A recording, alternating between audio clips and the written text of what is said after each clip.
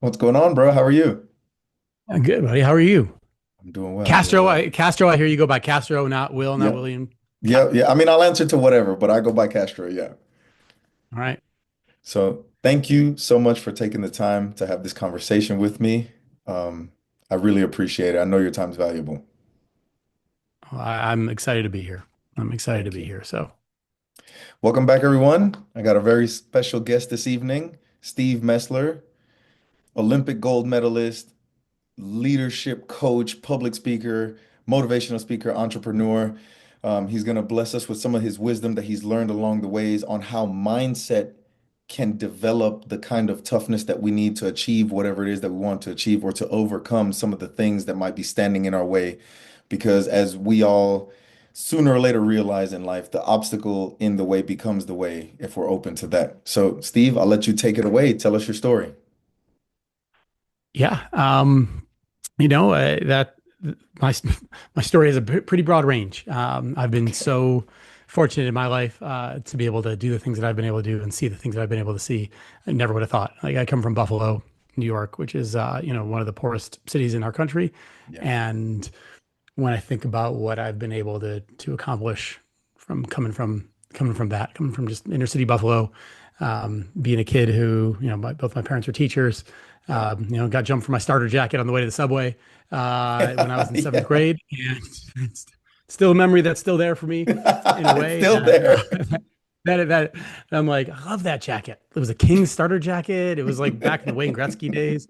Um, and I've been able to, I went to three Olympic games. I went to college on a scholarship. Went to three Olympic games after I never thought I would be able to compete again, and I can get into that. And Yeah. won a gold medal, and that gold medal performance was the first time our country won the Olympics in 62 years in my sport in four-man Wow. bobsled. Since the And then 40s, that was right? followed up by yeah, it was like 1948. It was like the same year my parents were born. Actually, was the last time that the U.S. had won. Yeah. And then to be able to move on into leadership development consulting and get to work with people running billion dollar companies and then build Classroom Champions, a nonprofit that is now reaching millions of kids that I handed off That's amazing. that is living and breathing on its own is Hmm. just, and I got to fund that with my sister. And That's then I cool. sat on the board, right? I mean, I sat on the board of directors for 8 years for the U.S. Olympic Committee, which That's talk about the amazing. full life cycle of going from doing junior Olympic track and field as a kid to then Hmm. being able to see how the sausage is made. Hmm. And on that board, we uncovered the Larry Nasser sexual abuse scandals. Yeah. We dealt with Russia state-sponsored doping. We dealt with all these things that were in the headlines Yeah. that to find out about them in different ways. And then I competed in the Olympic Games with six guys. I've had to bury two of them from taking their own lives. I'm sorry. And I myself have hit the last rope of depression, where I Mm. had to decide whether that day was a day I wanted to live or not.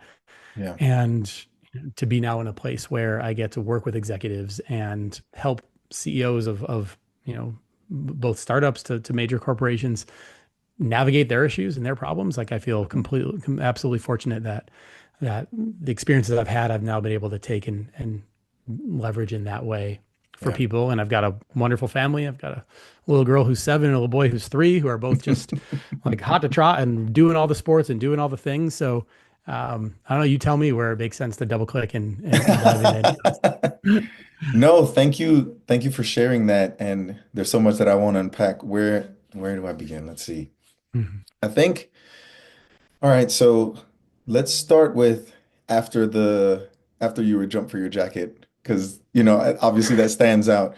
But Yeah, yeah. where was it that you developed your love for the sport? And correct me if I'm wrong, but I'm of the opinion that anybody that's watching this that wants to become a champion in whatever field, they have to Yeah. somehow create a scenario in their mind that allows them to practice at a level higher than they're expected to perform in order for them to be able to win the championship. Because if practice is easier than the game, then you'll never win, right? So can you walk us through how you were able to develop that? Where did the grit come from to push through and practice at a high level to end up continually leveling up until you were Olympic gold medalist? Yeah. I mean, it has. So that's a great question. And that is, like, to me, that is like the question of life. If you can figure that out, if you can figure out that algorithm, Yeah. you can do you could do as many things as your ceiling will allow, and then you could even bust through that ceiling Yeah. if you really can. If you're fortunate enough to be able to do it.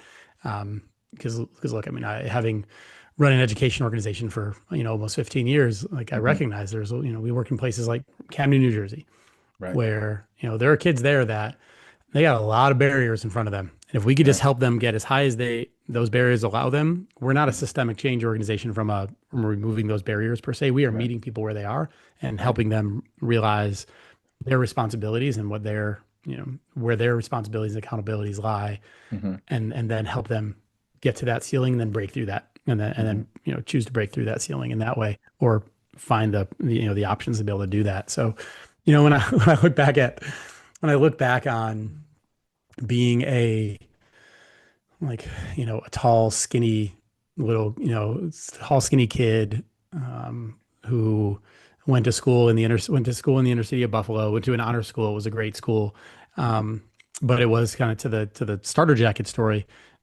The school was founded in the 70s, and back then the idea was that you'd put some of your best schools in some of your like hardest neighborhoods to try to lift the neighborhood up. It didn't Mm. really work that way. That part they tried, and it Right. was a noble try. It didn't really work. It wound up with a bunch of tall, skinny white kids like me getting jumped for my starter jacket. Um, but but what that did for me Hmm. was it gave me a different perspective. Hmm. It also, when it came to how did I find that mindset to get there? Yeah. Look, probably ran out of natural talent to do what I did right around like 12 years old. Oh, It wow. was my first year doing track and field. I, Hmm. I played soccer growing up. I ran track and field growing up. Um, and my first year running track and field, I went to the nationals, did great. I moved up one age group, and then I barely made it, like made it on the relay. And I Yeah. remember specifically asking my dad, I said, "Hey, what happened? Yeah. Like, what happened? I thought I was good. What Yeah. happened?" And he's like, "Well, you got to work a little harder." I Hmm. said, "Okay, what does that mean?" And I don't know where I had the ability to ask what that meant. Because a lot of people Yeah. say, "Oh, I got to work harder." Okay. And then they just go back, but they don't really know what that means. And they only Hmm. know hard work up till they understand hard work themselves. Right. And you got to see, kind of your point, you got to practice, but you have to see beyond your walls to be able Mm. to understand what hard work means in that case, or what better means, or whatever it is. And I'll Yeah. get to a story later about how my how I went from where I got to gold medal ready. Yeah. So my dad went into the library, got a book on plyometrics, which are like jumping drills. And I Hmm. wound up at 12 years old, in the garage in Buffalo, Monday, Wednesday, Friday, going out and doing 100-foot contacts of plyometrics That's every dope. Monday, Wednesday, Friday, all winter long. Yeah. And then I went and my goal was to medal, and medal was top 6 at nationals. And I Hmm. went and medaled in 3 different events. Wow. And that's when it clicked. Hmm. Simultaneously, right around then, you a football fan? Yeah, of course. Okay, who's your team? I like the Saints. Okay, all right. So I can respect that. I can respect that. I'm a Bills guy, obviously. Yeah, yeah. And right around that age is when the Bills went to their 4 Super Bowls. Mm. So I was fortunate where I had that experience in track from a mindset Yeah. standpoint. And then right around the same time, Scott Norwood missed the kick to lose the Bills the Super Bowl, the first Yeah. Super Bowl. Famous, made movies about him. Yeah. But why that was impactful for me from a mindset standpoint was, and this is what a lot of people aren't lucky enough to have this experience.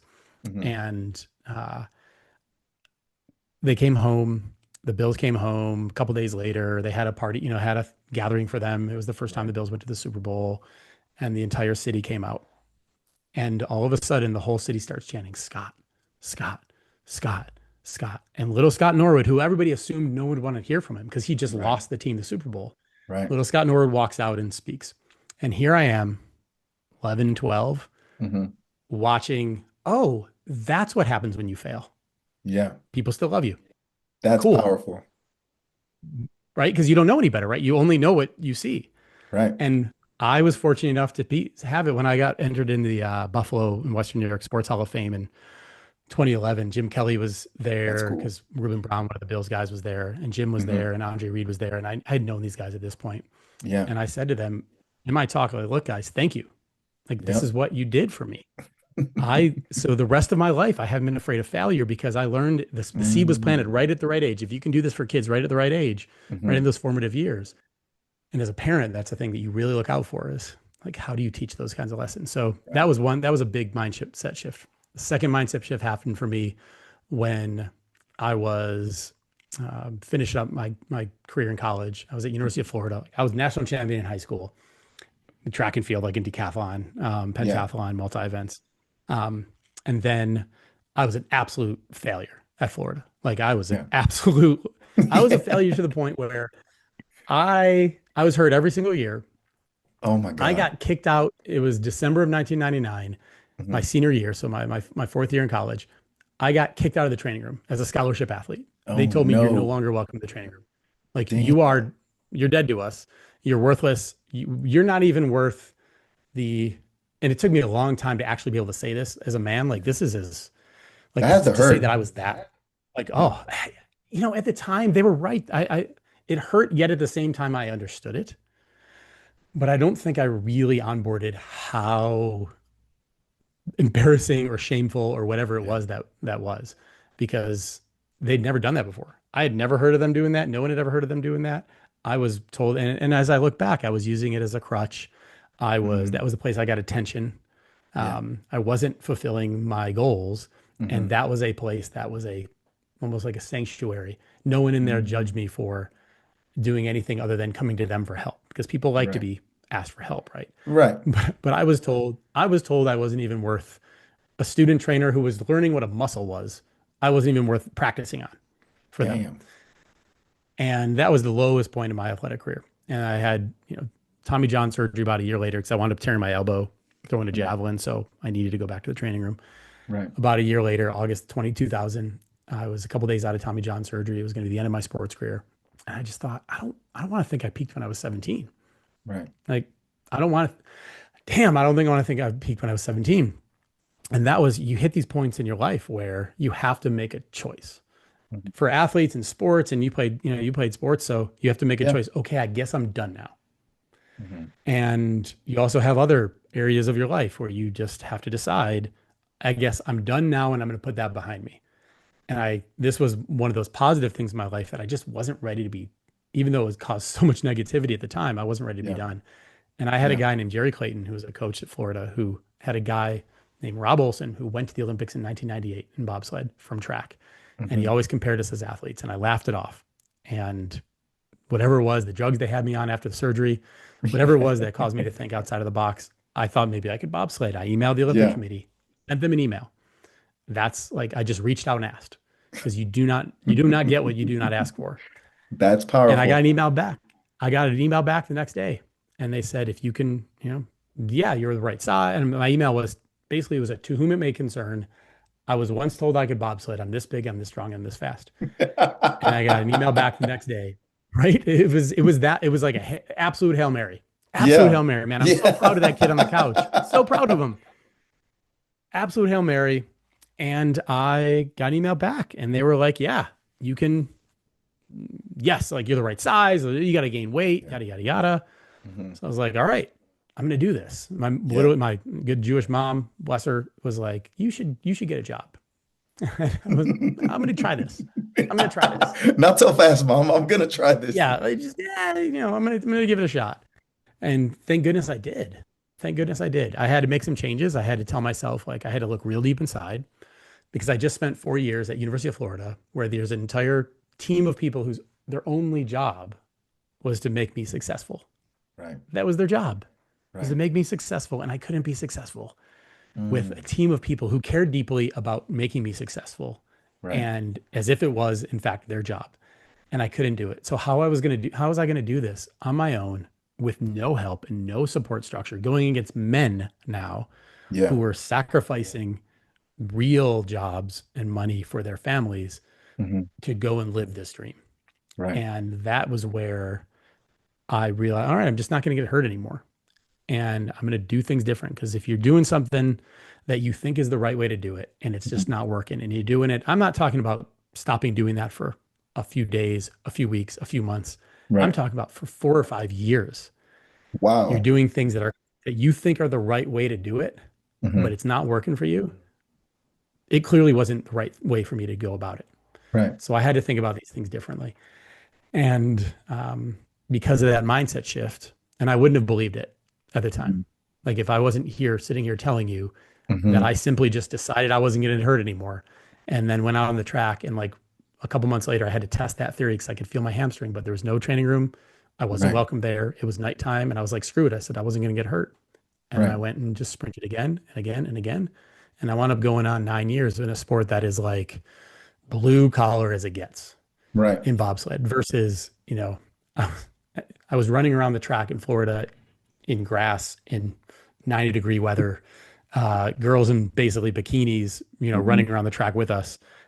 And then I went to bobsled where all of us were in, running around Europe in sub freezing temperatures, Yeah. warming up in parking lots and on ice and snow, and then going down these sleds, which is like a blender for your body. Yeah. And I went 9 years and didn't get hurt at all. That's And incredible. then the one last inflection that I'll talk about from a mindset standpoint was a guy that I lived with. His name was Pavli Jovanovic, Okay. and he was the best push athlete in the world, the best push athlete in the world. And he, like when I showed up, he was on the team that was like USA one, Mhm. and these guys were gods. They were just gods. They were medaling in every Yeah. World Cup race. They were Yeah. heads and tails above everybody else. And a few years later, Pavli was my roommate. In 2004, he moved up to Calgary with me, and we trained together. And Hmm. I got to see that was the last piece of the puzzle for me, one of the last pieces of the puzzle for me from a mindset standpoint of, oh, that's what being the best looks like. Ah, Hmm. okay. I see that now. He was, immaculate with his nutrition. He Yeah. was supplements. He was, 1,000 sit-ups and crunches every night. He stretched every Mm. single night. And when you have that level of meticulousness, there's a nice Hmm. bit of sickness to you. A nice healthy, Yeah. nice, nice healthy sickness to you. Yeah. That is what it takes. And that was Hmm. okay. This is the guy. That's who I need to be like. I need to be Right. like Pavle Jovanovic. And I started putting that in my life, and we became best friends, and we were Yeah. thick as thieves. And you know, uh, Pavle didn't wind up making our team in 2008. We were on the Olympic team together in 2006, and then Hmm. 2008 he got a little hurt, and somebody came in who was a little younger and took his spot. Yeah. And then he didn't make the 2010 team, so he was not on our gold medal team in 2010. Wow. And in April of 2020, he walked into his parents' steel shop and took his life. Oh my And God. when I think about a guy like that, who he knew what perfection was out of himself, Yeah. he knew what perfection was because he lived it. And then he couldn't find that again. He couldn't find something in his life to grab onto. That's how I reflect on it. He couldn't find something in Yeah. his life to grab onto to be that thing for him, Hmm. and it just ate him alive. Oh my And God. I think that is, a takeaway that I really, really want people to like. If you lay everything you have into it, you'll go to bed at night and you'll sleep well. You'll live a life that's full if you're just giving it, Yeah. whenever you can. But when you know you're not, and especially when you know and you've done it before, and then Yeah. you're not living your life like that, it gets really painful. So sorry, that was a long way to meander through because the mindset shifts over Hmm. time kind of just built up on each other. And that was Yeah. that was No. the sport, probably the most critical sport ones.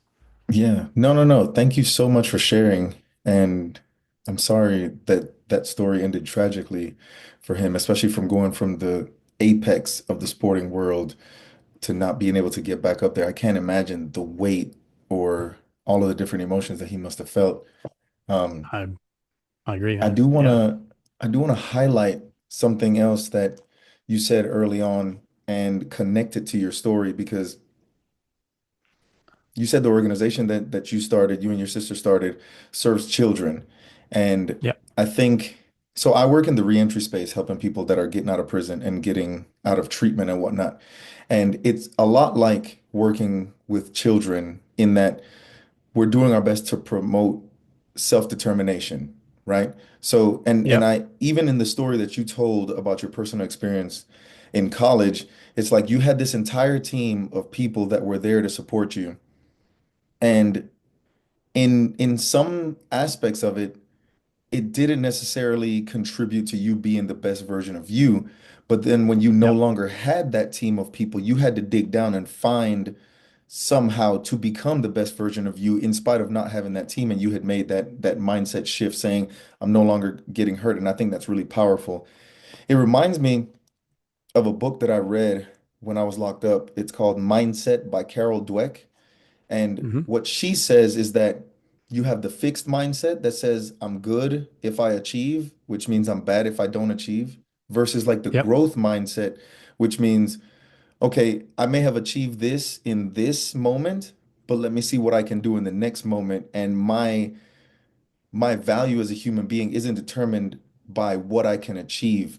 And I think that's really powerful when it comes to children and people that are getting back on their feet, which a lot of times there are children, if they got locked up at like 17 and did 20 years, they're still 17 mentally. So Yep. can you speak a little toward that? Like how hard was it to find that mental determination, that self-determination, knowing that it's on you. Your habits matter. The time that you go to sleep, the time that you get up, the amount of dedication that you put to it. Like, how did you find that after really like the horrible feeling of being like basically kicked out and abandoned in college? Yeah. No, I mean, I mean, first off, good on you to like have found Carol Dweck's work. My wife has been able to do some research with one of the people who works with her with Carol, That's cool. and we leverage a lot of her work in Classroom Champions in the nonprofit that I started Mm, because ultimately, yeah, that growth versus fixed mindset, and there's a whole rabbit mm. hole we could go down there, Yeah, we and could. what they looked at, right? I mean, like what they looked at is just so like I mean it was her framing of it is just was so revolutionary at the time Yeah. and it still is in a lot of ways for a lot of Hmm. people because people do think so many things in their lives are fixed. Their Right. intelligence is fixed, their situation's fixed, their Hmm. ability to try is fixed. You know, all of these things and really hardly any of those things are fixed. Right. You know, intelligence is fixed to a degree, but how you leverage that intelligence and how you build Right. in, you know, IQ is generally relatively fixed. Hmm. EQ on the other side, the emotional intelligence side of things is very flexible, Yeah. and you know that's the way the workforce works these days too. Hmm. I mean, you've probably proven it yourself, where if you can Hmm.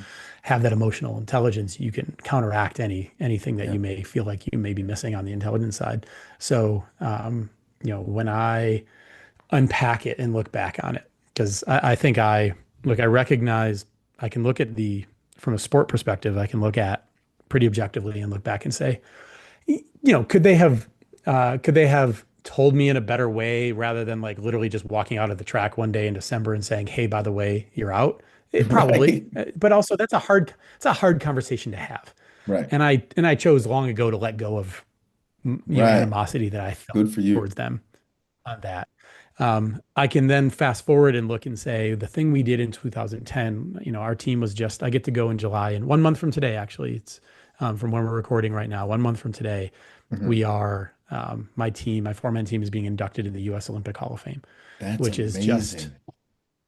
I mean, we'll be the 14th team put in there. It's like the dream team, the Miracle on Ice team, you know, the Magnificent Seven gymnastics team Yeah, in '96, and then us, which that's just seems. amazing. Thank you. And thank you. And I get and I do get that.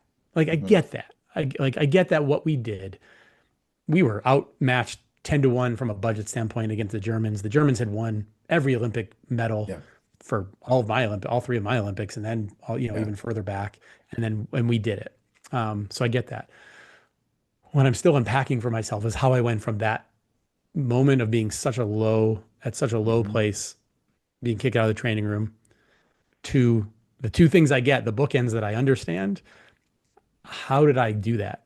Right. And it takes a little while to build yourself up in that way. And I think if you're the good thing about you, maybe, you know, the folks that are coming out, that are, coming out and trying to start their lives again. Mhm. Yes, they're like, in many ways, as you said, to use your words, like they are almost like children. If they got locked up at Yeah, 17, yeah. it's probably the opposite way of like they say, if you get famous when you're, Hmm. where the age of which you got famous, you're kind of frozen there. Hmm. Um, and I think in a lot of ways it's because that's how you got successful. And then Right. therefore you kind of just hold that personality, all those traits, because this is the thing that got me here. So this is clearly the Right. thing that will continue me. A book I would suggest is a book called What Got You Here Won't Get You There, Okay. by Marshall Goldsmith. And it I would want to probably add be actually something. pretty fitting. Yeah, I'm please definitely jump gonna in. check that book out, but I also want to add something because I never connected that about success doing the same thing. I think, and speaking from personal experience, so I did 12 and a half years in prison. And while I was able to develop intellectually and physically, there's certain emotional difficulties that I didn't have to confront because I wasn't free. I wasn't dating, so I wasn't getting going on dates or getting my heart broken or Oh, breaking hearts or whatever. So I yeah. wonder if it's similar for people that get famous really young because then it's almost like everything is catered to them. They don't go through some of the difficulties because the challenges are what develop us. That old adage, Yes. people say it all the time, iron sharpens iron. Nobody thinks about the friction that it takes to sharpen iron. You're literally taking edges off to create that sharp edge. So I wonder if there's like a connection there. There absolutely would be. The way you unpack it on your side, there absolutely would be. I mean, when you become famous at those young ages, everybody's your friend. You don't have to Right, learn how to make friends because it's right, all coming to you right, in that way. You don't have to, learn how to get girls because they're coming to you at that right. point, those kinds of things. And vice versa. If you're a woman getting famous, the same thing. Men are coming at you. And Hmm. I think all of those things, I see it very similar in a lot of ways. People they would move into the Olympic Training Center at age 15 or 14. Hmm. And again, your friends are the ones across the hall or in your room. You don't have Right, to learn how to cook. You don't have to learn how to do dishes. You're right. catered to while you're in Hmm. there. And I see that developmental challenge that Hmm. happens. We would have some pretty broad conversations of like, is this our responsibility or is this the right thing for us to be doing as the Olympic Committee Yeah. to be kind of growing humans up? And I'm Yeah. curious. I'm curious to ask if you don't mind me asking, like Yeah, go ahead. when you think about some of the things that the emotions you didn't have to go to, the Hmm. dating thing makes sense. Like what else as you now reflect on it, or you see the guys coming out and you're helping them, like Yeah, where else are their challenges, the gaps. like emotionally, Honestly, developmentally? honestly, the developmentally, the only ones that I've been able to pinpoint are the interpersonal ones because so in there. Okay, and just a little bit of background about the way that the prison industrial complex in America, it's built Yep. on the concept of learned helplessness. So, and I get it Okay. because it's like less than 15% of the prison population, they don't have a release date. They're never coming home. So it's all built on security and safety. So what are some of the Okay. best ways to keep things secure and safe? Control it. So you control Yep. when people eat, you control what they eat, you control when they get their clothing, you control what clothing they wear, you control how much they can spend, you control how much their family can send them, et cetera, all the way to the point that Yep. certain camps control the amount of books that you can have in your cell for whatever reason. So everything is controlled, but you can still structure your day. And in a lot of ways, the pressures of normal life, like there's no traffic to confront. There's no constant bombardment with distractions. Like you can Hmm. really hone in and focus on something. I know guys that I'm thinking about one guy that I was at this camp with, and he would sit at this table with his headphones on, people all around him, the TV on, and he would draw for 4 to 6 hours every single day. And I was there with him in real time. He went from drawing really like cartoonish looking people to being able to draw you and me the exact way we look right now in just a matter of Hmm. like 6 or 8 months. So to me, Hmm. that it reinforced the power of harnessing our concentration and our focus. However, the interpersonal things certain interpersonal dynamics weren't there. So there was no practice, there was no failure, there was no learning, there was no growth when it comes to certain aspects of interpersonal Like relationship what? dynamics, you know? But as far as like physically, like learning how my body grows, learning how my cardiovascular system gets stronger, or how my Hmm.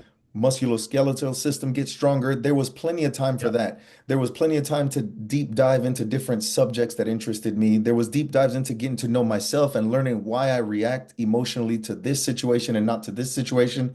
The only real one was the emotion, the connecting with somebody that I want to develop a relationship with from the opposite sex deeply. There was none of Yep. that because it wasn't available. So, and Yeah. maybe Yeah. now that you say that, like I'll start chewing on it and see if there's anything else that comes up. But honestly, I don't think that I'm alone in this. Like I'm not an outlier in this because the biggest potential threat to somebody's success when they first come home from prison, it's just like individuals who are just getting into recovery after suffering from substance use disorder or whatever, the biggest potential threat is the wrong relationship. Now, mind you, Okay. I'm very well aware that the right partner can elevate you, inspire you, motivate you, whatever, but the wrong partner can make it almost impossible to show up as your best self when you have to go to work, when you have to handle your responsibilities and all this other stuff. Yeah. If your home life is chaotic, excuse me, it's almost impossible to show up as your best self. So one of the things that we Well, tell people from our own yep. experience is, listen, when you get home, if you've done any amount of time, you've gone so long without affection and attention from somebody that you want to be in a relationship with, that the smallest amount is going to feel like this. And the next thing you know, that's all you want and that's all you focus on. And that's a Yep. weakness. Yeah. Well, I mean, and I mean, look, the number one decision anyone's going to make is who they partner up with. 100%. Like that is that person will affect everything about you. They'll affect your Everything. confidence. They'll affect, you know, your physical look. They'll affect your diet. They'll affect your Mhm. stress. They'll affect all of these things. That is Everything. the, you know, when it comes to, if, you know, if the goal is to live a long, healthy, content, you Mhm. know, I wouldn't even say happy, even just content, Yeah. satisfying, Yeah. satisfying existence, Hmm. then partnering up and who you partner with and who you spend that time with is Yeah. number one, regardless of the situation. But I can Right. absolutely see and hear what you're saying, where you come out and you don't know any better. I mean, it's like Hmm. I mean, look, it's I can remember, you know, who I like the first girl that I Yeah. like lost my virginity to, and I remember Yeah. thinking like, because no one had ever let me do that before, Yeah. and you think, will anybody ever let me do that again? So you kind of Right. hold on tight. Yeah. And if Yeah. that happens at 17, it's one thing. If that happens at 30, how old were you when you went in?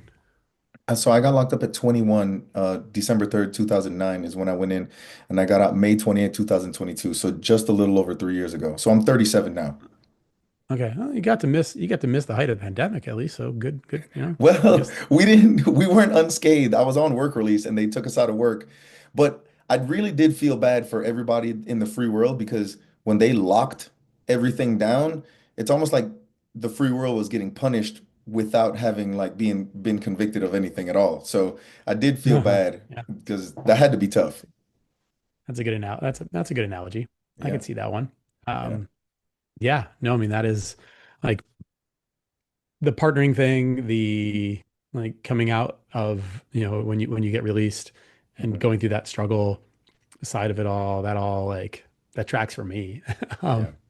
Can't even Yeah. remember how we got into that. Can't even remember how we got into that one, right? Me either. But it is because I'm just you know, I've had three conversations with people who have spent Yeah. real time in prison. Yeah. You know, it's probably like, you know, how many conversations with Olympic gold medalists have you had? I've Right. had One. This one. unlimited. I've had unlimited amounts of those conversations, right? So we Yeah. find each other just as fascinating from Yeah. and again, the first two weren't really all that substantive either. I didn't have the vocabulary or the EQ to be able to actually know what questions to ask and be able to have the Mm. empathy to actually be able to get Yeah. there Yeah. That's deep. with those folks Yeah. when I met them at that point. So it is Yeah. a like a whole different thing. But when we talked about the fixed mindset and the growth mindset stuff, it is really a giant part of like my existence now. Like my job now is Hmm. I get to, you know, I'm trusted by people in powerful positions, Yeah. whether that is at the tops of companies or people who have other kinds of influences, Yeah. to be somebody who they work there. challenges through with, whether that That's is amazing. operational from a business standpoint. Hmm. But quite often, if you are CEO of an energy company, Hmm. you know your business. Hmm. You know your business. Like there's not a lot of people you're going to talk to who are going to know your industry, where to drill, where to produce, where to find oil, those kinds of things better than you and your team. Right. So that means, my role is really helping them keep a growth mindset because those jobs are really isolating. Hmm. It's something that like a lot of people wouldn't actually put together. If you're Hmm. CEO of a company, people are like, yeah, man, I want to be in charge. And I've been there too. When you're CEO, you're not really as in charge as you think because you need everybody Yeah. underneath you to be doing their Right. jobs. And ultimately, everybody around you needs you and you need them. Right. So you can only go to your board, the people Hmm. above you, your board of directors of the company. So you'll have a company, a public company or a nonprofit, but a public company will have Hmm. a board of directors. Those people are charged with being responsible for the overall long-term health of the company and the shareholders, the people who have stock money invested. And Right. then you have the CEO, who is the person who is in charge of managing and running the company itself Right. on a day-to-day basis. And then everybody will work for them. So the CEO is this bottleneck. So the Hmm. board has board members and colleagues that they talk. The staff has staff, colleagues and peers that they talk, but there's only one CEO. So it's a Wow. really isolating job. You can only go to your board for certain problems, or else Hmm. they hire you and fire you. So Right. you don't want to look too incompetent and you don't want to come to them with certain challenges. You want to figure that out on your own. They Right. do or don't need to know certain things, Hmm. unless it's, important to the company and they have to disclose it. Um, Hmm. and then everybody that works for you, they need you. Right. Their That's mortgage an depends on interesting you. point. That's a good point. Their like their kids, their kids, their food for their kids, Yeah. college education, all these things Their depend on livelihood. you Hmm. not firing them. And Right. that is not most people's worry per se, but there's always that bit of tension there. So I get to, help folks. I have the opportunity to be able to be trusted to help them think through Hmm. these issues. And then a lot of these Right. things, again, how do you manage the stress of that? How do Right. you keep a positive mindset? How do you, manage your health and manage your sleep and manage Hmm. all these things when you are under that amount of pressure Hmm. to return investments and manage, thousands of people that are working under you? How do you as CEO have any idea what's happening 5, 6, 7, 8 layers below you? Right. Those people even working hard, you don't know per se. So you have to just trust and you have to have faith and you have to learn to navigate in that way. And that's um, a whole different thing. But around a growth mindset is where I'm coming from, is that you have to, Hmm. if you have a fixed mindset in that role, man, Oh, you're you're done. toast. Yeah. You're toast. So No, that's a really interesting point. And it reminds me of that old adage, heavy is the head that wears the crown, even though yeah, in this example, the CEO is wearing the crown for the people that work for him. But then okay, so I read this little short story about somebody that wanted to be the king and somehow overthrew the king. And then once they sat on the throne, they saw that there was a sword hanging above the throne. So right there, hanging on by a thread. And the message was supposed to be that everybody wants to be the king, but nobody understands the pressure that it takes. And in your example, bottleneck, I think, is the perfect analogy for it because the board is up top, and then all of the people that work for the company are below, and the CEO is like right there, like the yeah, singularity right in between both groups of people. So yeah, that's really interesting, and it's really cool that you can go in there and help them unpack because and I don't know very many CEOs, but I know a lot of people that provide services and a lot of like the executive directors in the nonprofit space here in Asheville, yeah. North Carolina. Hmm. They have a hard time taking care of themselves or asking for help or talking about how difficult the work is because so many people are dependent on them and so many people come to them for literally everything. And I Yeah, know some of us have this thing where we can't let people down or we want to step up every time there's a challenge or we want to do this and want to do that and the reality is we can't be all things to all people but that's a really yeah, difficult position and I'm guessing that the conversations that you have with these leaders of these huge companies is different. Like I think you get to see a different side of them than their employees and the board does. So how have you been received when you speak to these CEOs and you get to see the real side of them, like the more human side of them as opposed to like the leader of the company that's always supposed to have it all figured out and together. I mean, look, I think that everybody, I think the thing that I learned that by working with these folks, I've learned that by sitting in some of the boards I've sat on, I've learned that by having some like really incredible mentors. Like one of my mentors, a guy that was the chair of the board for CrossFit Champions for my organization when I was CEO for a decade, That's and we cool. built it together, was a guy named Dave Pottruck. That's Dave cool. Dave was the CEO of Charles Schwab, which is like one of the largest financial investment companies in On the the world planet. Yeah. and the planet. And he was there from like he was like, he built it with Chuck, as he would refer to Charles Schwab as Chuck. He built it with Chuck Yeah. from like, and he was CEO from like mid late 90s to like mid 2000s. So why that's important is Schwab was the first company that like brought retail investing online. So think about everybody Damn. does things online now. They were the first Right. ones. So the stuff that guy saw, he was like CEO of the year for multiple years. The stuff that guy saw, he's just the most impressive, one of the most Yeah. impressive human beings I've ever met. That's Um, impressive. and still, he's 76 years old and he's still skiing like big steep things and Let's doing, go. and he's not just like mentally impressive. He is like a Yeah. physical specimen in that way. Yeah. And if there's anything I learned though, they're just like, man, like they're just people and they Mm, make mistakes yeah. and they like, and Dave will say this, like Dave is on his fourth marriage now. Mm, Like he's not proud of that.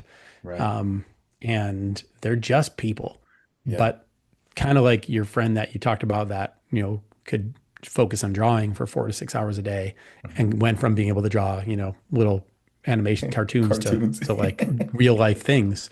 Yeah. It's the same thing. And what does that teach you? That teaches you that this is just about practice and reps. Mhm. So if you get out of prison, and I'm sure you've become a much better interviewer since you've been doing Yeah. this, Oh like yeah. the whole game is set up in that way. And how do we know the whole game is set up in that way? Because that's literally how our biology works. Mm. So there's things in our brains called myelin. So Mhm. we have our axons and neurons. That's how our brain works.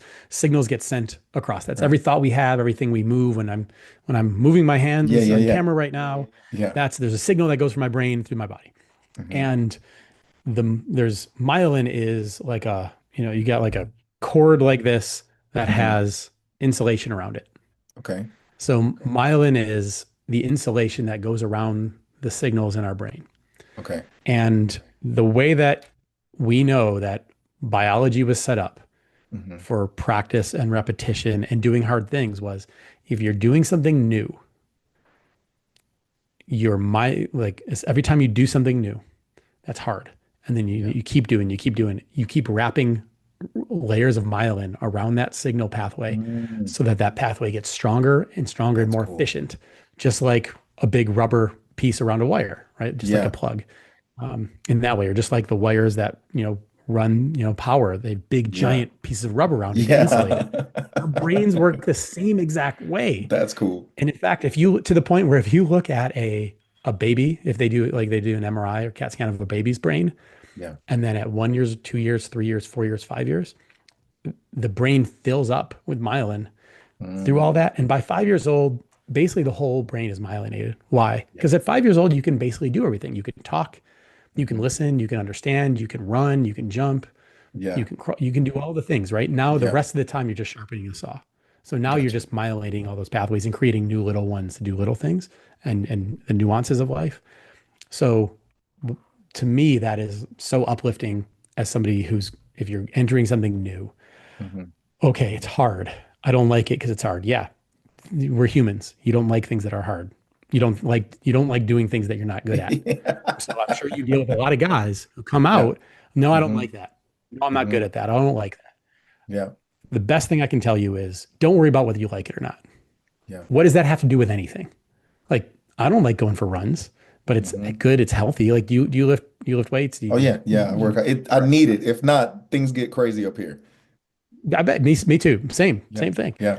And like no one, you can say you like that last rep that hurts a lot, but you really don't. You like all the things it does for you, Right. but the actual moment of the pain of the Hmm.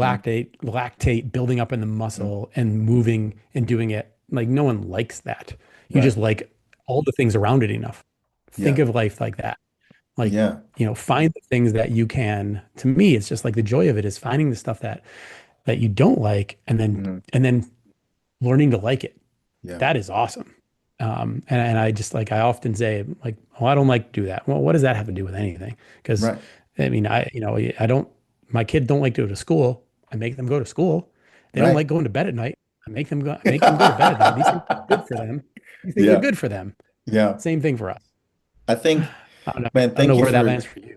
there is no there you said so much that I resonated with.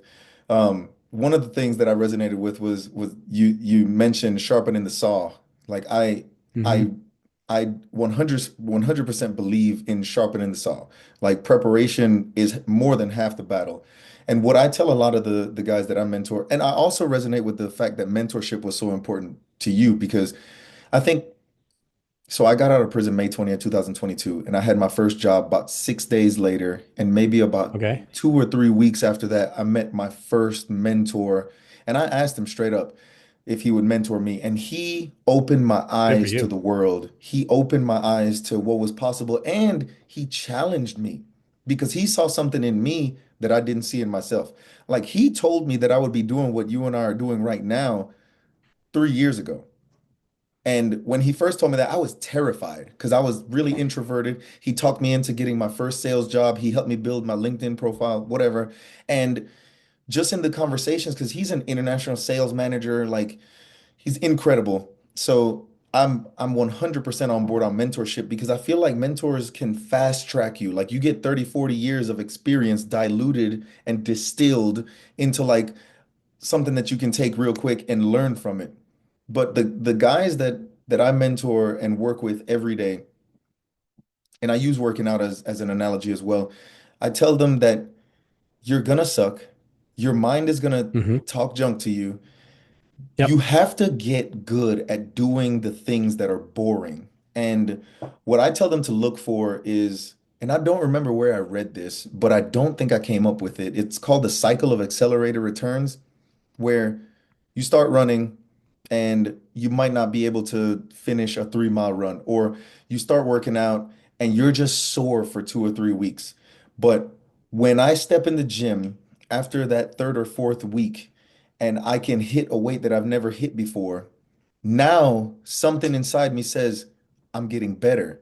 So I apply myself more, which means that the results come faster and the cycle just continues. It's like a positive Yep. snowball as opposed to like all the negative snowball analogies that Yeah. we can give. Once you get that flywheel going, we would Yeah, talk about it as a flywheel. Like once that right. flywheel gets going, all of a sudden it starts to move on its own and the energy Right. starts to get there. Yeah, man. No, I that's a great observation. So like when you got out then, I mean, what was that like? Like what was the feeling when you Oh my walked God. out? Yeah. Oh, okay, Um, so I'm learning. So the more I learn, the more questions I have, first of all. And yeah. what I'm learning is that life is just a big paradox because on one hand, I had this immense sense of gratitude for being able to walk out of there because there was a time Hmm. where I didn't think I would walk out of there because when I first got locked up, they were talking about the death penalty. They were talking like the first plea they offered me was life. And then I was fortunate enough to be offered a 12 and a half year plea that I took. And at first I wasn't going to take it. And I know it's hard to hear me say that I was fortunate to be offered 12 and a half years because what human being is going to say that that's a great deal? But and in no way am I trying to minimize the pain that I caused my family or the community or anybody else's family. But just realistically speaking, there was a time where I didn't think there was an end to this road. So walking out of there completely filled with gratitude and completely Hmm. terrified at the same time, right? And then Yeah. another layer What were you scared deeper. of? What was the fear? Sorry if I could No, jump no, in. great What question. was the fear? So there was so many fears. Obviously, the most prevalent fear is the fear of the unknown because it's been 12 and a half years. I'm not from North Carolina. I'm from the Virgin Islands, a little tiny island, St. Croix, and I don't have any family in North Carolina. So, for all intents and purposes, I'm relatively alone here, trying to rebuild my life. Now I have a felony conviction. The world had told me that and popular culture had told me that the odds would be stacked against me, right? So that Yep. was a fear, the fear of the stigma, the fear of being rejected, the fear of just just the fear of the unknown, I think is the best way to encompass it. But then like one layer beneath that, I felt and I still feel this immense sense of responsibility because I was in the Marine Corps and a lot of the people that I served overseas with, they didn't come home, right? So then I go from having the greatest sense of purpose because I served two back-to-back combat tours in Iraq. Then I come home and 4 months later I get myself in trouble. So now I'm in prison, so I have no sense of purpose. Like that paradigm shift was insane. But Yeah, going through I that, would say so. yeah, so but going through Yeah. I that, mean, no, go ahead. no, it's an accurate description. Yeah, It's yeah, yeah. that it was insane. So now I have this sense of responsibility to be the best I can, do the best I can, and somehow try to push the narrative in a positive sense as opposed to all of the negative impacts that my actions had in the community before, because Yeah. I feel like I owe a debt to the people that they basically sacrificed everything in the same combat zone that I came home from. And then when I was in prison, I met some really good, wise, encouraging people that would speak wisdom and speak life and call me out whenever I was wrong. And they're never coming home. And then the people that are gonna come home from prison, the people that do have a release date that come behind me, I feel like my actions are directly gonna impact their opportunities. So if I show up and I do well, then a lot of times I'm the only felon that somebody has hired.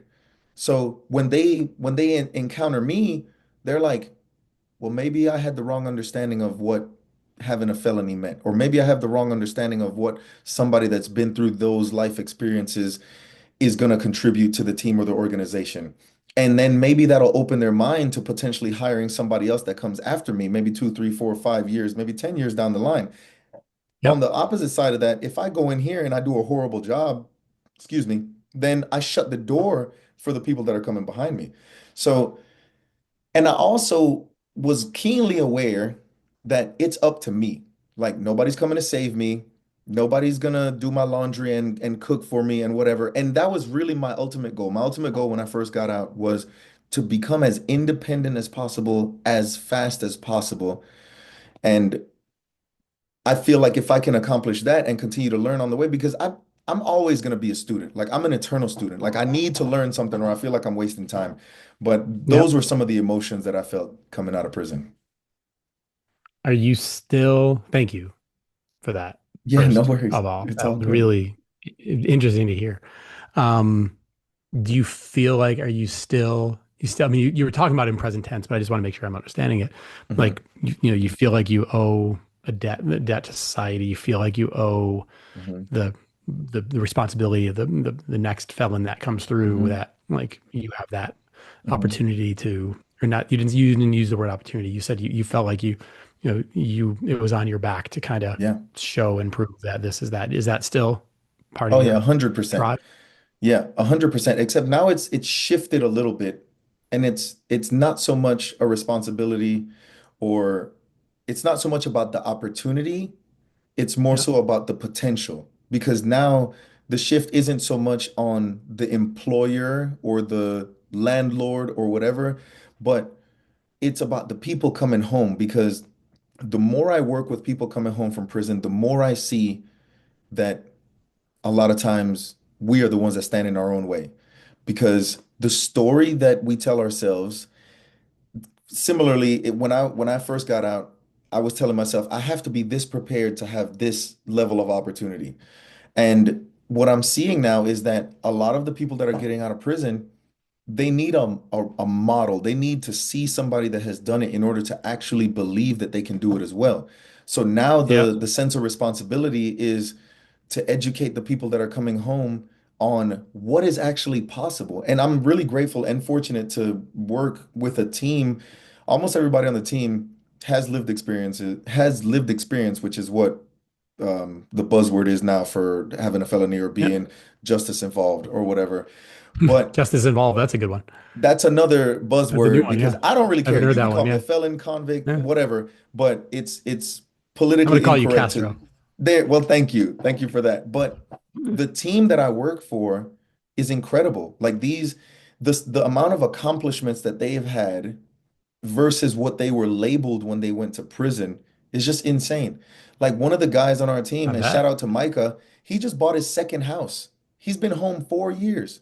He owns two houses. You know what I mean? Like if more It's people awesome. don't hear these types of stories, they're not gonna think Yep. it's possible. And then the people coming home from prison are gonna put themselves into this tiny little box saying that this is where I have to make myself small to fit what I believe society expects of me. Because a lot of times society has no expectation of you. A lot of times it's what is it, spotlight syndrome, when we think that everybody's looking at us and everybody's judging us and everybody knows our Yeah. deepest flaws, when the reality is everybody's focused on the same thing we're focused on. They're focused on their own issues, their own problems, They're, their own yeah. struggles, their own goals. So now the focus and the responsibility isn't so much on the opportunity presented to me, but more so showing the people that are coming home from prison, like, look, this is the result. If you fix your mindset, if you have a vision, if you work toward it, if you can endure the boredom, the long hours, if you can sacrifice sleep and comfort and pleasure and complacency and just bust your ass for it, like you can do this. I mean, and why not try? Right? Yeah. Like why Yeah. not? No, I mean, no, that's, I mean, that's uplifting to hear. Well, thank you. A, like that is uplifting and wonderful to hear. I mean, I think of, and the reason I asked you those questions too is, I mean, A, I was just like really interested. And also I would just say, like, find motivation wherever you can Right. and also be really, and I say this to a lot of people, which is like, be really thoughtful about where the fuel comes from. Mm, And because sometimes you're like, well, yeah, I mean, I like, look, I feel this debt, or I want to be the role model for others. And that's a powerful fuel. That can be a jet fuel, right. but it's heavy and Yeah. it'll weigh you down. It's And over true. time, it'll burn out. And if all of a sudden that was the thing that was driving you, this kind of to not be something or to whatever it is, anything that is Mhm. what I would like, I kind of would look at as like you have the negative and the positive. And like the more motivation you can find on the positive, and I'm somebody who is driven by the negative a lot. And my negative was more so negative was more so like I'm not strong enough, I'm not fast Mhm. enough. I wake up, I need to eat more, I need to train harder, I need to do all these things, I need to get stronger, I need to get faster. I'm not enough, I'm not enough, I'm not enough. And Mhm. that is like for people who have a lot of success in life, they're quite often driven by not enough.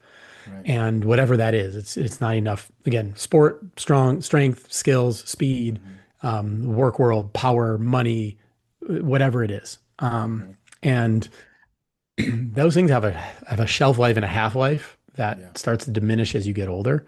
Yeah. And what I like really, would encourage people to think about is how do you how do you how do you start to transfer that jet fuel from the negative into the positive? And Mm. it's possible. It's I mean, we're human beings, so Right.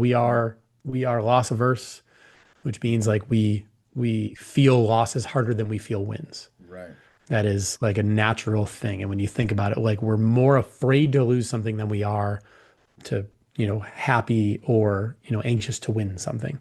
Yeah. That fear of loss is bred again. I'm a big fan of understanding our genetics and understanding our biology Yeah. to then give me justification for both how I feel and how others act and how I Mhm. act. So then it Mhm. helps me with both my empathy for others, but also understanding myself and understanding my motivations. And like, look, again, humans have been around for 300,000 years. Yep. Uh, and we came from other things before that. Mhm. Uh, for 299,900 of those years, we were basically either you saw the lion Mhm. or you got eaten by the lion. Like Yeah. that was the thing. Right. So, maybe the last 50 years, it's not like that. We don't have those kinds of dangers mostly. Yeah. There's parts of the world and there's parts of our country that have those parts. And you deal with a lot of the guys who come from those Yeah. parts. It's true. So that there's an ultra negativity bias for them, Mhm. which is again, we're bred, that's been bred into us. The people who saw the lion got to do what nature wanted us to do, just, Yeah. have some fun. Yeah. The people who didn't see the line and weren't loss averse and weren't negativity biased, they were more looking for the opportunity of the blueberry bush or whatever it is. They Hmm. got eaten by the lion, and they Right. didn't get to procreate, and they didn't Right. get their pass their genes on. So Right. we are hundreds of thousands of years into our genes being passed on for the humans who were best at seeing the things Hmm. that were threats to us. That's deep. Think about that from our Yeah. so that negative side is jet fuel. It is bred into us as jet fuel. Right. Here's the kicker though. Mother Nature didn't care whether we were happy.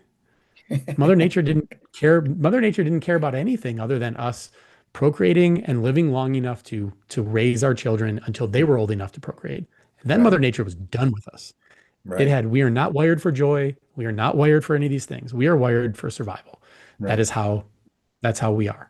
Hmm. And when you actually step back and think about that, then you're able to go, okay, so, but I want to be happy Right. and I want joy, which means I can't just do the things I'm programmed for.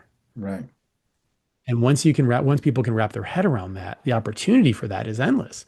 That means, Mm. okay, to your point, like I'm programmed not to like that, so I don't do it. Hmm. Well, here's why you do things you don't like because you're only programmed. Like Mother Nature wanted us to sit on the couch until the lion came, so we had a lot of energy to run away or to go kill it. That's what it wanted. Yeah. So get off the couch. Our Right. limbic system, our oldest system, and one of the oldest systems of our body is the limbic Hmm. system. Was meant that Andrew Huberman has a great podcast. Huberman Labs podcast gets into Mm. something called limbic friction, Yeah. and limbic friction is really like what's happening in our brains and our bodies for the person who does get off the couch to go do the workout, or the person who does get off the couch to go and clean the house, or the person that does get off the couch and goes to the job, to Yeah. the person who decides just to stay on the couch because it's Yeah. comfortable. Yeah. And how do you break through that? And you break through that by doing hard things. You break through that by Mhm. doing things you don't like. And the more hard things you do, the more things you don't like, the easier all those other things get.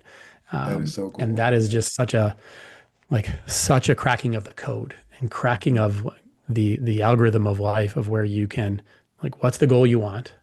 Like what is the thing you want? Yeah. Okay, get really clear about that. Not just clear on the I want to own a house or I Hmm. want that job. What do you want those things to do for you? Right. Think beyond that. And it can be things like respect. I want respect. Okay, now we're on to something. Now we're on to something. Like, because you can get respect in different ways. Right. I want people to look at me and not judge me. Hmm. Okay. All right. That's also a very human thing for you to Right. want. What's the goal? And then like what's the thing that's blocking me from getting there? Like what are the things about me that Hmm. and also those genetics and those things. What are the things that are about me that are blocking me from getting to my goal? Let me get really honest with myself. Right. I lose my temper sometimes. Okay. All right. That's a great like understand that. Right. Doesn't mean you can fix it overnight, but understand that gets in your way. And then what are you good at? Like what is the other Hmm. side of that? Like what are the things you're going to lean into? And then what can you control? That's What's the powerful. goal? What about you? And then what can you control and what can't you control? Because a lot of things we worry about. Anxieties are things that are about to happen in the future that haven't happened yet, that are quite That may often out of our never happen. control, Yeah. and they may never happen. If Right. they're in your control, you get to act on them. So Right. find the things you can control so you can act on them. And those anxieties will lower, those fears will lower. And then you have to realize like what are the decisions I'm gonna make and I can make to get there. Right. And there's this, that's an endless tree, an endless like binary tree, and that's an endless game of Plinko from Price is Right. The thing at the bottom is a Yeah. slot that you want. Yeah. That's the $10,000. I'm up here Hmm. and Yep. those are all my decisions. And those decisions come into play all the time. And we're making those decisions all the time. And I think is especially people who are trying to like change of behavior. Like I do a lot of behavior change stuff, both for myself as well as others. Yeah. And that's really I'm writing a book on exactly this. Like this is, That's life's algorithm. This is amazing. the book that I'm writing right now. And Hmm. because I want to help people understand, like this is how you do big things. It's not so much like these 50 people who did these things, they all do these three things. So do these three things. That's bullshit. Right. It Right. doesn't work that way. It's way more complicated Right. than that. It's way Yeah. more complicated.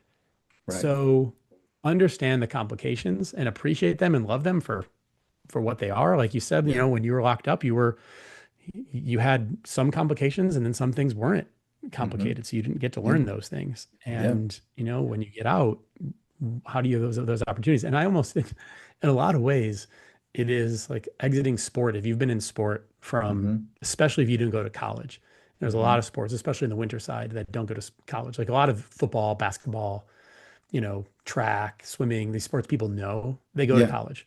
Yeah. What do you learn in college? You learn how to do your laundry. You learn how to do the dishes. You learn how to cook. You Right. learn how to deal with the opposite sex. Right. Um, you learn how to make friends because if you're an ass to your roommate, they're not going to be your roommate next year. Like you will have no friends. Yeah. So That's you learn true. how to do those things. Like you guys, Yeah. if you same thing, but if you grew up in an Olympic training center Hmm. and you were in sport from 14, your roommate is your roommate. I Right. mean, basically that's it. Your teammate is your teammate. Right. So it almost feels like the same analogy where I know a lot of folks they leave sport in 25, 30 and they're scared and they Yeah. don't know anything else. Right. All they know is the sport world and they Hmm. know how that worked and they had a whole lot of skills and probably same as prison, they had a whole lot of skills that made them successful Hmm. doing that thing. Right. Um, I would assume in sport, like, well, my assumptions would be like lack of vulnerability. Hmm. I would assume vulnerability in prison, probably not a good skill, Right. right? Am I wrong? Right. No, no, you're right. Okay. That's an accurate Same thing statement. in same thing in sports. I had Right. guys, I was on the top sled. There was Mhm. 20 guys who at any point would be willing to do anything. Right. I watched my water bottle because we got drug tested, and I watched my water Right. bottle because you didn't Right. know somebody's going to mess with your water. All it takes is dropping one thing in your water bottle, That's it. and you're in the newspaper and you're banned for 2 years. You're gone. So, and if I, so showing that I was sick, showing that I was hurt, showing any of those things, being Hmm. hurt meant that like blood in the water, the sharks would circle. Right. So vulnerability, but also the ability to not be vulnerable was really helpful because when the cameras were on you and there was 100 million people on the other side of that camera and you're about to live your life's dream and you have 5 seconds of intense action, you have zero room for error. Right. So being vulnerable and lack of confidence is it's a very good skill to have. Yeah. The problem is that that skill doesn't really equate very good in the real world. That's a fact. No one like I had a lot of relationship problems when I left Hmm. sport because Hmm. I didn't know how to be vulnerable. I didn't have the Yeah. language for it, didn't have the words. I was a leader. I didn't know how to be vulnerable as a leader because I thought that Hmm. would people would look at me a certain way. And Right. I had that chip on my shoulder that Yeah. like, hey, you're just a jock, you don't know these things. Hmm. And that lack of vulnerability was a shield in that way. And it took me a long time to be able to get comfortable with not knowing the answer or realizing that showing a vulnerability was actually a strength. Right. If you are confident enough and you understand your things enough and you can be vulnerable, that is the strongest a man can be. Right. I know my stuff so well Hmm. and I feel so good about my opportunity to do well here. I Yeah. I can tell you that I feel this way today or I feel that way today. Yeah. And that is like to me that's like the strongest man out there can both be Jordan Peterson says this really, really well as a psychologist, Hmm. um, that, you know, strength isn't not being able to beat somebody up. Yes. That's not Yes. strength. Strength Yes. is being able to beat somebody up And and never choosing doing not it to. Yeah. and choosing not to. That's Yes. strength. The other one's Yes. just weakness. Right. And I think that's a really, I don't know, for me that was like really salient as I was kind of coming into my journey of going from sports and leadership and leading in sports to then leading in the business world and on boards and just in community as Yeah. well. I don't Yeah. know. No, I definitely and thank you for connecting those two because I don't think I've ever heard anybody connect those two, but you're absolutely right. In prison, you watch your water bottle too, right? Like if you walk Hmm. away from whatever you're drinking, like you don't just come back and drink it. Like there is the lack of vulnerability does become that shield and the you kind of develop because I played soccer for 11 years. I played baseball my whole life. I played a little bit of football in high school, but for where I'm from, Okay. soccer and baseball are really like the big ones. But it's almost like having being able to develop a little bit of emotional distance from a situation is really a strength in sports and in prison. And I use this analogy also, or this example a lot with the guys that I'm working with, because when I was in prison, I learned how to play basketball. And I wasn't good. I just could run around a lot because I played soccer my whole life. Yeah. So, but the best basketball players on TV or whatever, they don't get hung up on the shots that they miss. They just keep shooting. If they're so Yeah. focused on and beating themselves up because they missed a shot, then they're not going to get back on defense, and the other team is going to score, and that gap Yeah. is gonna widen. So just like in baseball, swing and a miss, you got just maybe a second or two to let go and dial back in before that heater's coming at you again. Hmm. So I think you're 100% right. That shield that protected you in sports, protected the people in prison, doesn't really translate when you want to make connection because we make connection by showing some sort of vulnerability. I like to use the Yeah. example. That's why people like puppies and kittens because they're helpless. Like they Yeah. can't do Yeah. Yeah. anything. Yeah. Yeah. Yeah. No, that's a Yeah. great analogy, man. That's a great And analogy. it reminds me of, and I appreciate what you said about the jet fuel, about the negative motivation and whatnot, because you're absolutely right. And one of the things that I learned when I was in prison is at the end of the day, and people might feel however they feel about this, but happiness is a choice. Yep. It's like I can choose to be happy in spite of my circumstances. And Hmm. re- and I'll give you probably the best example, and I think that you'll appreciate this is no matter how hard my day is, no matter how long, no matter how difficult, no matter how stressful, as soon as I see my daughter, she's 17 months old, like none of that Uh, shit matters. You know, because she mhm. smiles, she lights up, and she like comes stumbling over toward me Yep. and like throws her little head up and says up. And then like I'll pick her Hmm. up and she just smiles. And then none of that other shit matters. You know, so Yep. like Yep.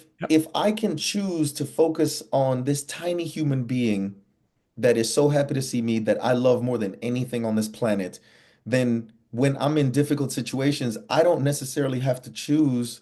I'm not saying it's easy, but I don't necessarily have to Yeah. choose to feed into the negative emotions that my brain is trying to tell me to feel. Um, so yeah, I think you're a The brain, hundred like we percent said, right. like I think you nailed it. I think you nailed it. I have been quoted as saying, I believe happiness is a choice. That is amazing. And same thing, man. I feel the same way Yeah, because ultimately, you just look at the world. yeah, People can be in destitute and they can be very happy. yeah, I know a lot of people who have unlimited resources and money in yeah. their lives, and they're not very happy. Damn. And if those two things are true, then therefore, that's like those are the Yeah, samples I need. Like sometimes you yeah, don't need, to me, and you're a great example too. If you can do that, then therefore it is possible for anybody. yeah. Sometimes research is really helpful. I live with my wife is a tenured professor. I live with a researcher. That's cool. I use research in my work. I use research like I talked about like understanding the biology on that Yeah. side. Sometimes you don't need all that. Sometimes what you would say is like an N of one is enough. Okay. And like, I don't need a lot of research to tell you that man can reach the moon because there's a footprint on the moon Mhm. and pictures of it. All I need is one footprint on the moon. That tells me it's possible. Yeah. There you go. That's Like it. that you spent 12 years in, Hmm. you come out and you can have a bad day and you can come home and Hmm. you can just like be like, yep, Yeah. that's happy. And It's a because I'm choice. choosing it, because I can Yeah. either decide to worry about all these things I can't control right now. Hmm. Maybe I can control them tomorrow, but I can't control them between today and tomorrow. I can't control Right. them right now. Or if I can just get on my phone and start dealing with it. Right. But I can choose not to, and I can choose to do that. And I think ultimately one of the things that might be helpful for your audience here too is something that we Mhm. work on too, which is like in essence like practicing satisfaction. Mm. So, like I said Okay. before, people are high achievers are often fueled by that negative jet fuel. Hmm. Really powerful, blast you in the outer space. Hmm. And but then they sell their company or they do these things and they're not happy. Right. Why? Because at no point along the journey were they happy. They never Mm. practiced satisfaction. So when they did the thing they wanted, they won the gold medal. again, I've buried guys who have not won a gold medal, and I've buried guys who Yeah. have won gold medals. Damn. And the challenge is that like you build up because you need to get better and need to be better and need to be better, need to be better. And that better is fueled by something isn't right, something isn't good enough, I'm not good enough, whatever it is. Hmm. But you never practice satisfaction. And I was very similar. I can find little ways that I practice satisfaction. Like you finish a good bench press set and you'd be like, Hmm. yeah, Yeah. that was actually practicing satisfaction. You Okay. finish a sprint and the timing was good. Little fist pump. That is in fact celebrating, like it is. Like that. I Just like little that. micro ones. I never recognized that from sport before. So when I got to the business world, I was like, I don't celebrate small wins. Like that's not me. I'm going for the big thing. I'm keeping them hungry. And the problem is people get there and they just don't know what happy is. And they Right. don't know what the goal was to sell the company, like we said earlier. The goal wasn't what that was going to do for them. It wasn't the respect they were looking for. It wasn't all these other things. So they don't know what to look for Right. when they get there. Right. And helping people practice that satisfaction along the way. And there's all kinds of different ways that you can do it from like a neuroscience standpoint to Hmm. actually sit in it. Guys were the worst at this Hmm. because it wasn't role modeled. I mean, I'm 46. Right. How old are you? 37. 37. All right. Yeah, close enough. Yeah. Let's compliment me and say we're about the same age. Right. Um, like when we were kids, man, think about, can you name one character on any TV show or any movie that was a man that was in touch with their emotions or was like a happier guy that was respectable? I mean, all of the ones where the cool guys You're right. were tough and hard and all those things. And I don't get me wrong, Yeah. I'm all about that too. Hmm. But, my wife and I had this conversation a lot. It was probably since, I went through a really bad bout of depression in 2019 Yeah. where I like, was one decision away from stepping in front of a train. And Damn. what that coming out of that, I feel very fortunate that I got to do it because I got to be on like the high end of life. I won a fucking Olympic gold medal. Right. Holy shit. I did the Right. thing. Like The I thing. got to do the thing Yeah. that is probably, arguably, the single most respected and known accomplishment in Right. humankind. On You the go to planet. sub-Saharan Africa, Yeah. they don't know what a Nobel Prize is. Right. They don't know what that Apple logo is, but you show them a circular piece of gold with five Right. little rings on it, and they Right. know what that is They and they know know what it exactly means. what that is. Exactly what that means. And I was like, I got to do that. Yeah. What? And then on the Yeah. other side of it, I have been to the point where if I answered the question of do I want to live today and I said no in that choice, that's it. There's no more questions. Yeah. So it opened up and accessed the ability to feel things that I had never felt before. Like I accessed that level. Right. You have a child. I often say to people, they're like, what does it feel like to win a gold medal? I'm like, remember when your child was born, your first child? I have two Hmm. kids. The Right. first one's different because you Yeah. never, you know, Right. remember when your child was born. It's about like that. Mm. That's about what winning Olympics feels like. It just that feeling lasts a little longer and you have Yeah. a little more history with it. It wasn't Yeah. something as a guy, it wasn't something you just did for a few, for a few minutes nine months ago. Right. Um, it was something that was, decades in the making. You got Right. it now. You got Yeah. me. Yeah. Um, Yeah. but I was fortunate enough. I don't recommend it, just like I'm sure, you can look at your prison experience and be grateful for it. I can look at my depression experience and be grateful for it because it happened, and therefore Right. it is more productive for me to be grateful.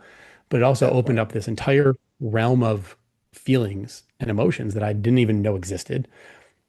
I'm still not fluent in them. It's like, that was 6 years ago. Yeah. So like if I moved here from China and I only spoke Mandarin my whole life, I'd have a really thick accent and Right. I wouldn't have a great vocabulary probably yet. Right. It's kind of like that. Yeah. I'm a guy with, I can get there. Yeah. And I respect men who can actually Hmm. use those words and have those words and describe them better than I can. Like I Hmm. want to be good because I just like to be good at things. Right. I just like to get better at shit. And Yeah. that is an example. And I Yeah. think that like opening that aperture up, and I try to do all I can.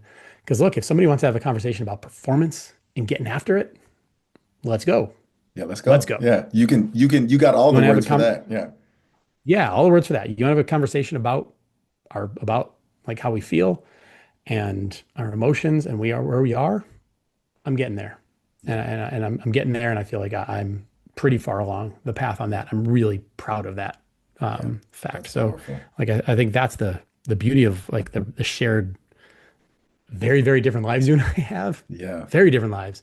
Yeah. Um, but it's not surprising to me that we have a shared perspective on a lot of these things. Yeah. No, absolutely. And I think to your point, one of the things that I learned was there's no finish line, right? So Yeah. as I learn and I grow, my goals move.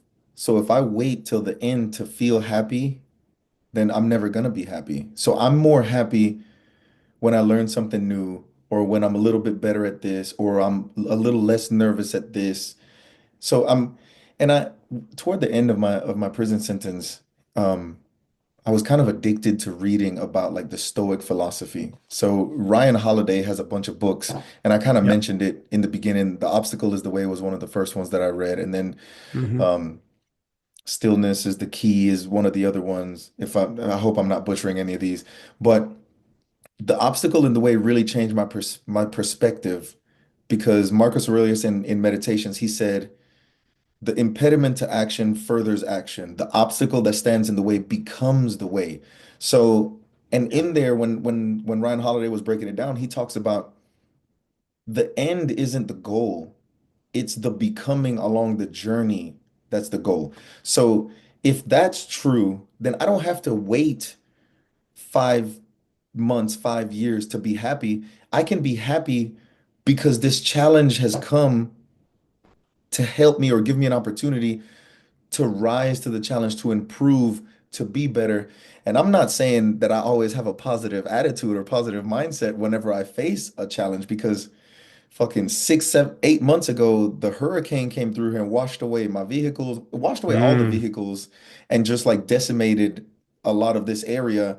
And I don't think anybody can call that a positive experience. Now, one good yeah. thing that I experienced that came from that was it got rid of my car payment, which I'm grateful for, because I mean it also Mm, got rid of the car. So, but like yeah. Yeah. I'm I mean, grateful that I've been able to get a car, but now no car payment. So that's a good thing. And I also always think about Viktor Frankl's Man's Search for Meaning, where he said if we can find meaning in the suffering, either for ourselves or for somebody else, then maybe we can not have such strong negative emotional ties to the suffering.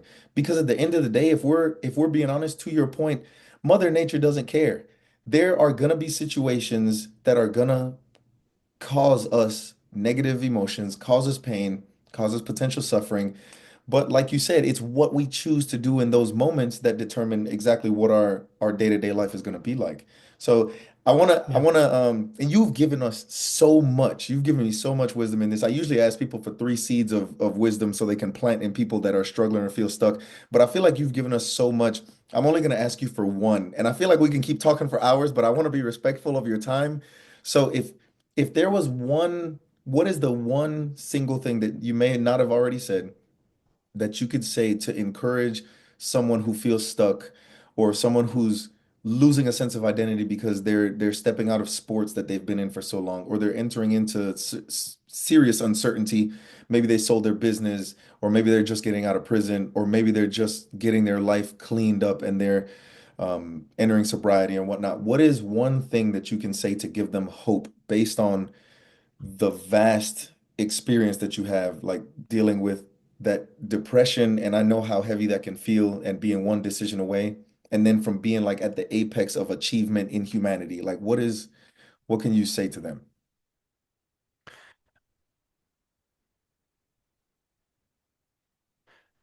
Do not underestimate the power of hope Mm, when you think about what hope means. So, hope definitionally is my actions today can make my tomorrow better. wow. And if you believe in that, then the next thing within that means understand that the things you do matter. Everything you do matters. Things you eat matter. The things that you say to yourself matters. Man, The that's things you say powerful. to others matter. The the way that you approach challenges matters. The mindset that you have and the words that you use are powerful. And if you can understand and connect those two things, that Hmm. if the things I do matter, and I have hope that the things I do today will make tomorrow better, Yeah. then you have this endless cycle of your actions that matter will make your tomorrow better. Yeah. And then therefore, then your tomorrow is better. And you can see that because of the actions you know you took. Right. The things that you know you took matter. And if you can just do those things, Hmm. and that counts as a person, that counts as if you're a leader, that counts if you're getting out of prison. Yeah. And it means That's that, powerful. again, saying those things, to me, I think that is the like primordial broth of it. And there was a woman named Dr. Quintina Adolfo, who is a Siksika First Nation, which is the First Nation, the indigenous people in Canada. Siksika First Nation is one of the largest nations just to the east of Calgary here where I live. And I Hmm. got the chance to work with Dr. Q on some things. And she was the one that That's cool. reintroduced the concept of hope. And our team at Classroom Champions, my wife and my sister, who are both researchers and PhDs, they Hmm. identified goals and hope as something that we were instilling in kids. And I really kind of wrote off the hope side, Yeah. right? Because I'm a guy and hope, it sounds soft and squishy. Yeah. Squishy.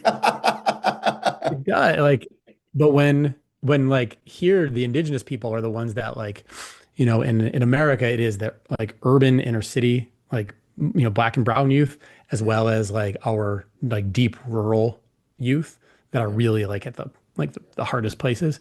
Up Right. here, it's the indigenous people. Like that is like they are a third world education level and all those kinds of things. And when I hear from her that when we are working with her, when my organization is working with her, and the thing that she really, really hopes it instills is hope. I'm like, Mm. okay, I need you to unpack that. And this is a smart Right. woman who's done work all over North America and did spend 20 years in the US as well. Yeah. And I'm like, unpack that for me and tell me why. And that was a huge learning for me. And Dr. Q, I'm grateful for her now because of her, like the way that she put it in a way that I got it. Right. Sometimes you just need to hear things Yeah. in a way from somebody who just says it in a way that just, oh, of course, It's been here the of whole course time. that it matters. Of course that makes a difference. Of Yeah. course that is really Yeah. the only way, like the best way to live is that the actions I take today will Mhm. make my tomorrow better. That's the Right. source of anxiety. Yeah. That's the source of hope. It's the source of all the things. So Yeah. that's the thing. But I want to go back. I wrote this Okay. down as you were saying is like the goals move. I Mhm. want you to know that is that is a huge, wonderful Castro. That is a trait of a high performer.